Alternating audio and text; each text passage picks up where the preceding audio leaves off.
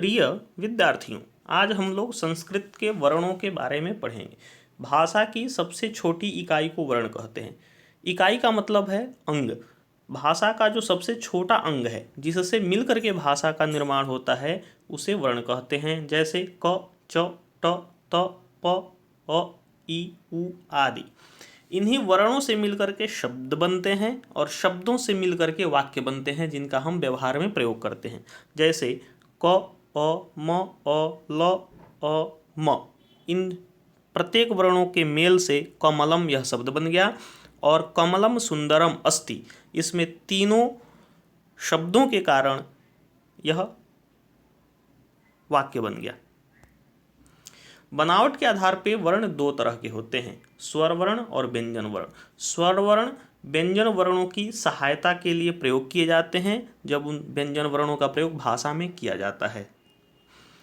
स्वर वर्ण जब जब व्यंजन वर्णों के साथ होते हैं तो मात्राओं के रूप में इनका प्रयोग किया जाता है। इसका मतलब है कि स्वर वर्ण अपने बनावट या अपना स्वरूप कुछ अलग रखते हैं जब वे स्वतंत्र होते हैं, लेकिन जब जब उनका प्रयोग किसी व्यंजन वर्ण के साथ में किया जाता है तब वे मात्रा के रूप में दिखाई देते हैं। जैसे अ, आ, ई, उ, ये सभी बनावट स्वतंत्र स्वर वर्णों का है, लेकिन इनका जब प्रयोग व्यंजन के साथ किया जाता है, जैसे र, आ, रा। यहाँ देखें कि र में एक खड़ी डंडी आ गई आ की जगह। इसी प्रकार म, अ, म, इसमें देखें कि म गायब हो गया, म में अ गायब हो गया और म का हलंत खत्म हो गया। द, ए, दे, इसमें देखें कि द के ऊपर एक खड़ी डंडी आ गई, दे हो गया। तो इन्हें हम मात्रा कहते हैं। तो जब जब व्यंजन वर्णों के साथ स्वर वर्ण आते हैं वे मात्राओं के रूप में प्रयोग किए जाते हैं। संस्कृत में स्वर वर्णों की संख्या 13 है। अ, आ, ई, उ, री, री, ए, ऐ, ओ, औ। ये सभी वर्ण प्रयोग के लिए हैं।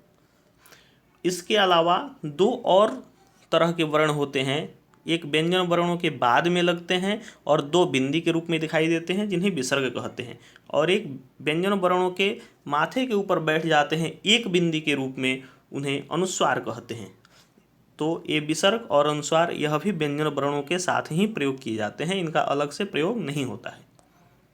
संस्कृत में व्यंजन वर्ण इस प्रकार हैं, क, ख, ग, घ, ङ। इनको क वर्ग कहते हैं क्योंकि इसका पहला वर्ण है क, इसलिए इसको क वर्ग के वर्ण कहते हैं। च, छ, ज, झ, ञ, इसको च वर्ग कहते हैं। ट, ठ, ड, ढ, ण, इसको ट वर्ग कहते हैं। त, थ, द, ध, न, इसको त वर्ग कहते हैं। प, फ, ब, भ, म, इसको प वर्ग कहते हैं।